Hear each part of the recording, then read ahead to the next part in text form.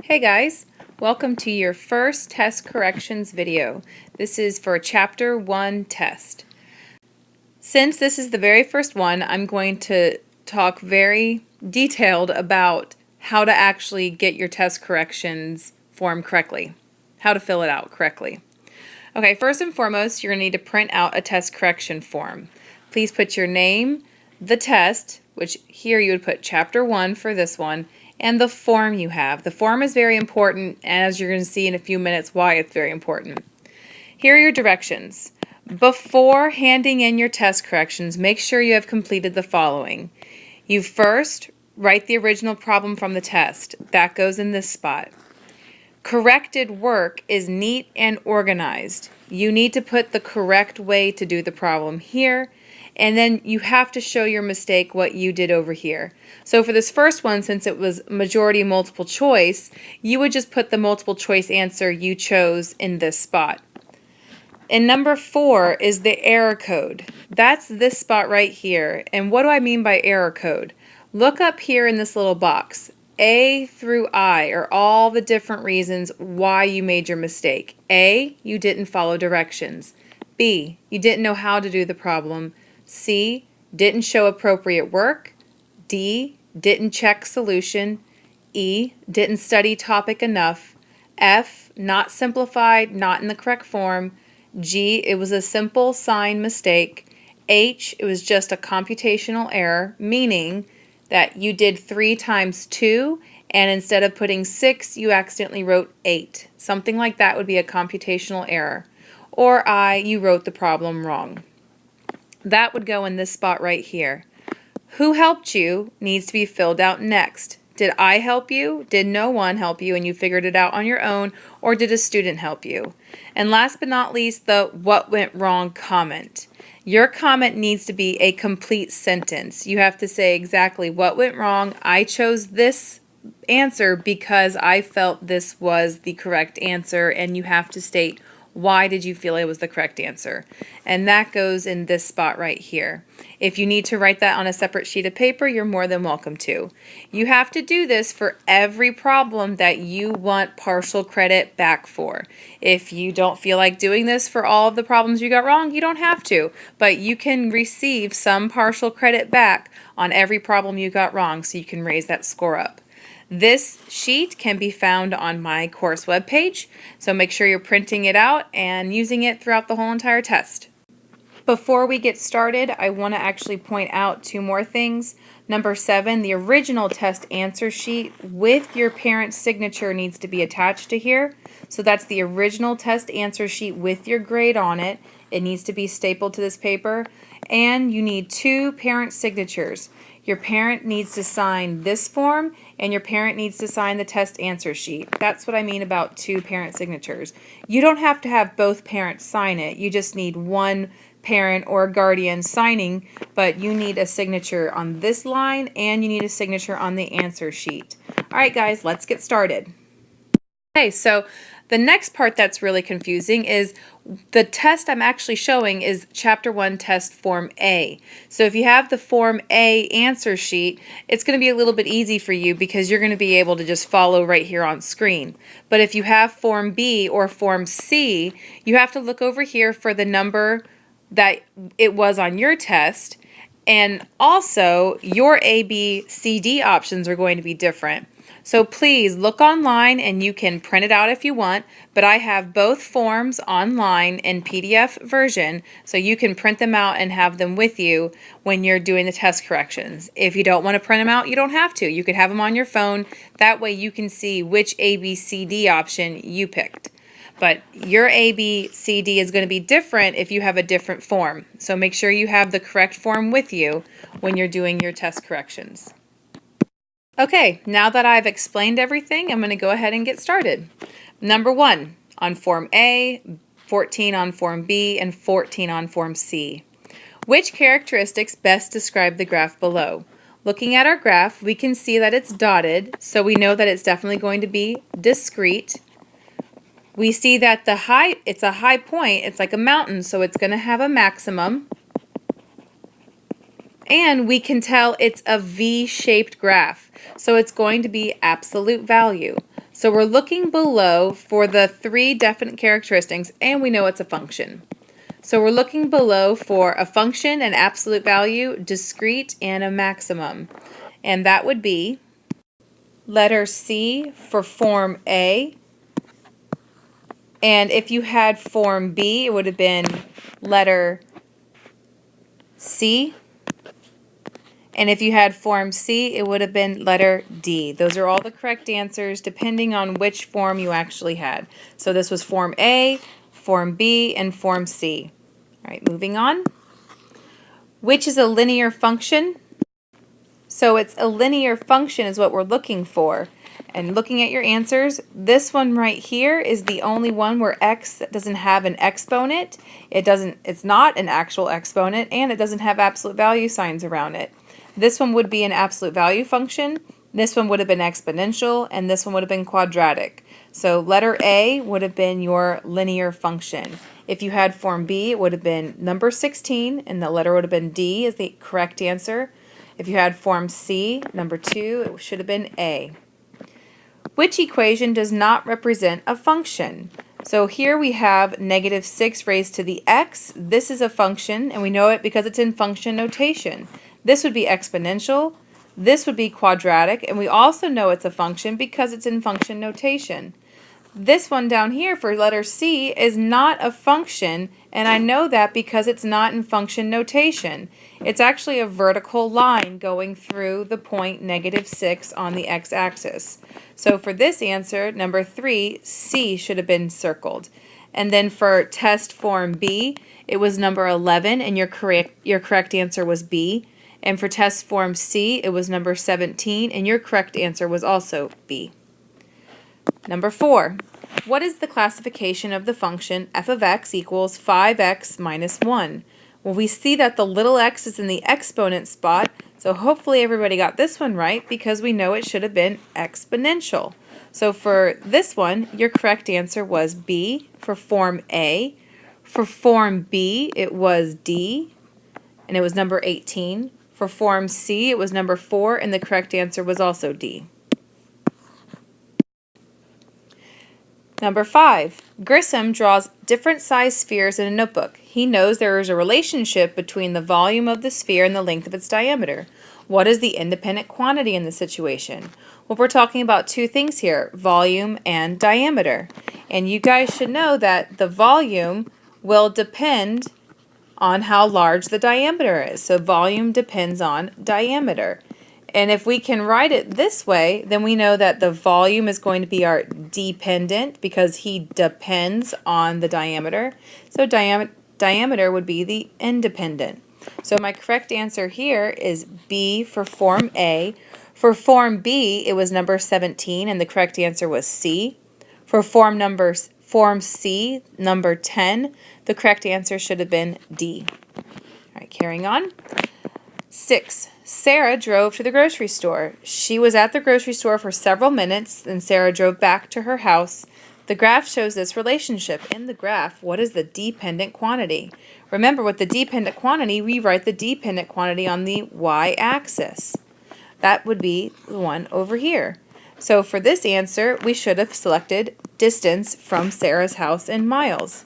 And then for form B, number 7, the correct answer was also B. Oh, sorry, it would just be B, not also B. For test C, number 18, the correct answer should have been D as in dog. Which is a quadratic function? Well, whenever we have a quadratic function, we're looking for an exponent of 2. This is a constant. This one's your quadratic. This is exponential, and this is absolute value. So the correct answer here should have been B. For form B, number 9, the correct answer was D as in dog. For form C, number 8, the correct answer should have been A. Which of the following descriptions is not true of an exponential function? So we're thinking about an exponential function. That's the function that goes like this, or it goes down like this. It increases or it decreases over the entire interval. There's no maximum or no minimum, and it is a smooth curve. So we're looking for the following descriptions is not true of an exponential function. It has an absolute minimum or maximum? It definitely does not. So we just found the one right away. We know that it increases or decreases. It's a smooth curve, and it can be discrete or continuous. So for form B, number 19, the correct answer was B as in boy. For form C, number 9, the correct answer was also B. Number 9. Which best describes the behavior of the function f of x equals 2/3 x minus 2? It is a constant. That means it's just a number, and it has an x, so it's clearly not just a number. It is increasing. It is decreasing. It is both increasing and decreasing. Well, it's a linear function, and they can only increase or decrease, so it's not d, and it's not a constant, so it's going to be increasing or decreasing. Based on this number right here is what it's going to tell me if it increases. Since 2/3 is positive, I know that this function is going to be increasing. For form B, number 3, the correct answer was D. For form C, number 19, the correct answer was C. Number 10, form A. Kathy has different sized soup cans that are in the shape of a cylinder. She knows there is a relationship between the surface area and the length of its radius. What is the dependent quantity in the situation? I asked 2 of these same questions, and I actually did one of these questions on the review. So those of you who watched the review probably got this one right. So here we know that surface area is going to depend on the radius. So surface area depends on radius. Therefore, I know that the surface area is going to be my dependent and the radius is going to be my independent. So here, surface area is my dependent quantity. So for this answer, I should have selected D for form A. For form B, number 4 was B as in boy. For form C, number 16, the answer was C. Number 11, which is an exponential function? Exponential functions have an x in the exponent. So not this one, that's linear. This is quadratic. This one's an absolute value. So that leaves this answer right here. And he is, because he has an exponent that is an x. So for 11, you should have had C. If you had form B, number 10, the answer was D. If you had form C, number 12, the answer was D. Which statement about the function f of x equals negative absolute value x plus 3 is true? First, before I even get to them, I know it's an absolute value. I know it's a sad absolute value, so it looks like this, which means it's going to have a maximum. It's not going to have a minimum. So let's go ahead and look at the actual answers. It has an absolute minimum. That's not true. It has an absolute maximum. This one is true. So 12B is our answer. For form B, number 15, the answer was D. For form C, number 1, the answer is B as in boy. Number 13, which describes the behavior of the function f of x equals negative 3/5. There's no x, so this is just a constant function. So for 13, the answer is A. For form B, number 13, the answer is also A. For form C, number 11, the answer is also A. Which characteristics best describe the graph? It starts off high and it drops really quick, then it kind of bellies out. This is exponential. It is a function and it's decreasing. Since it's a nice smooth curve, it's going to be also called continuous. So it's a function, it's exponential, it's continuous, and it's decreasing. So for 14, our answer was B as in boy. For form B, number 12, your answer should have been B as in boy. And for form C, number 3, the answer was also B as in boy. Okay, number 15. Which statement about the function f of x equals parentheses x plus 1 quantity squared minus 1 is true? It has an absolute minimum. It has an absolute maximum. It has both. Well, you know you can't have both, so that's definitely not an answer. It has neither an absolute minimum nor an absolute maximum. Well, it's squared, so it's automatically going to have one, so you know it's not that as well. Looking at the number out in front, it's positive. There isn't a negative sign there, so I know it's going to be a happy parabola, which means he's going to have a minimum. So looking back at this problem, our answer should have been A. For form B, number 1, your answer should have also been A. For form C, number 15, your answer should have been D. Number 16, which is a constant function? A constant function means it's just a number. So looking right off the bat, all of these have x's, so we know those can't be the answer. So our correct answer should have been A. Test form B, number 5, the answer was C. Test form C, number 7, the answer was B. Which graph does not represent a function? So we're looking for the one that does not. So that means it needs to fail the vertical line test, meaning the vertical line will hit the graph twice. So it needs to fail the vertical line test. So running through, that's okay. That one's okay. Here's the line right here. I know you can't see it. That one's okay. This one, when I do the vertical line, it hits here and it hits here. So this one is not our function.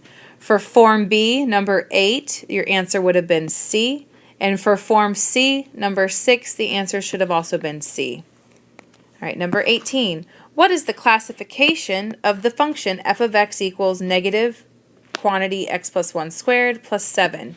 Looking at it, it's got a square. It's a quadratic. So it's not an absolute value because it doesn't have the absolute value signs. It's not exponential because the x is not in the exponent. It is quadratic. So our answer should have been C. For form B, number 2, the answer should have been B. For form C, number 13, the answer should have been D as in dog. Carlos walked from his house to school. He was at school for several hours. Then on his way home, Carlos walked to the library. He was at the library for an hour. Then he walked back to his house. The graph shows this relationship. In the graph, what is the independent quantity? The independent quantity in this situation is going to be on the x-axis, which is time. So all you had to do on this problem was look down and notice that time was on the x-axis, and time is our independent quantity. For form B, number 6, your answer should have been A. For form C, number 5, your answer should have been D. From here on out, it's the short answer. So the questions are in the same location. However, down here, your A, B, C, D are going to be different. So this is very important that you look up the actual test question so you know which one I'm talking about. All right, so for number 20, Bree knows there is a relationship between the grades on her math test and the time she spends studying for those. Identify the independent quantity and the dependent quantity in this problem situation. Well, here we know if we were to write blank depends on blank, if we were to actually write that out, what do you think is going to actually happen? Does time depend on her grade, or does her grade depend on the time she spent studying? And that's exactly right. It's going to be her grade will depend on the time. So for this answer, you should have wrote time spent studying here and grade on the test below. There, I typed it out to make it a little bit nicer. The independent quantity is the time she spent studying for the test. The dependent quantity is the grade she earned on the test. Why is that? Because your grade is going to depend on how long you studied for the test. All right, number 21. Classify each function as increasing, decreasing, or constant. So this is a linear equation, which means I'm going to look at this number right here. If he's negative, it's going to be decreasing. This one is a constant, so I know I don't have to worry about any of them except for put constant, and I know he's a constant because he doesn't have an x. This one is exponential, which means I need to look at this number right here and see if he's a whole number, see if he's a number greater than 1. He is greater than 1, therefore this is going to be increasing. Also, this one is 6x. He's linear, so I look to the number in front. He's positive, therefore it's going to be increasing as well. Number 22, classify each function as linear, exponential, quadratic, or absolute value. So this very first one has absolute value signs, so you should have circled absolute value. This one, you don't have an exponent, so you know it's not exponential or quadratic. Those are canceled out. It doesn't have absolute value, so that one's canceled out, which leaves just linear. This one, we have 5 parentheses x minus 2 quantity squared, which means that this is going to be a quadratic because a quadratic had a 2 for an exponent. So this is quadratic. This one right here is exponential because the x is in the exponent spot. Okay, moving on. Determine whether each function has an absolute maximum or absolute minimum. If the graph has neither an absolute maximum or an absolute minimum, write none. So this very first one is a quadratic, and he's sad because he's negative. So my graph for this one should have looked like this, which is very similar to a mountain, so he has an absolute maximum. For the next one, 0.2 raised to the x. This is exponential. Exponentials do not have maximums or minimums, so the answer should have been none. The next one, x minus 3, this is linear. Linears do not have maximums or minimums, so this answer should have been none. And last, we have absolute value x plus 2. This is a absolute value, so we know it's going to be a v, and it's going to be a happy v because it's a positive number in the front. So it looks like this, and it has a low point, so we know it has a minimum. 24. Identify the function family of a graph that is made up of two straight lines, has an absolute maximum or an absolute minimum, and has symmetry. The two straight lines, automatically you should have known, absolute value functions, because they are made up of two straight lines. One is decreasing and the other is increasing. Alright, sketch a graph with the given characteristics. Is a function. Most of you got credit even if you drew anything on there as long as it passed the vertical line test. Is a quadratic. A quadratic means it's either going to be a U or a happy face or a sad face. Is discrete. Discrete means that it's not going to be a smooth actual curve, it's going to have dots on it. And has an absolute maximum. That means it's in the shape of a mountain, which means that's our answer. So we should have drawn anything that looks like this. But you had to be very careful. If I couldn't tell if your top was a curve or not, you lost a point. Because some of you did like that, and that looks way too close to an actual V. So I had to be a definite curve at the top. Last question, tell whether each graph represents a function. So this is the vertical line test. You need to make sure you go through and see if each see if each graph passes it. This one would, this one would, this one would, this one would fail because it would hit the graph here and here, making this one not a function. The rest of them would be a function, and that would be the only one. Alright guys, thanks so much for doing your Chapter 1 test corrections, and turn this paper in along with your parent signature on this form and the actual test form, the actual answer sheet, and that way I can give you some points back. Alright, thanks for watching.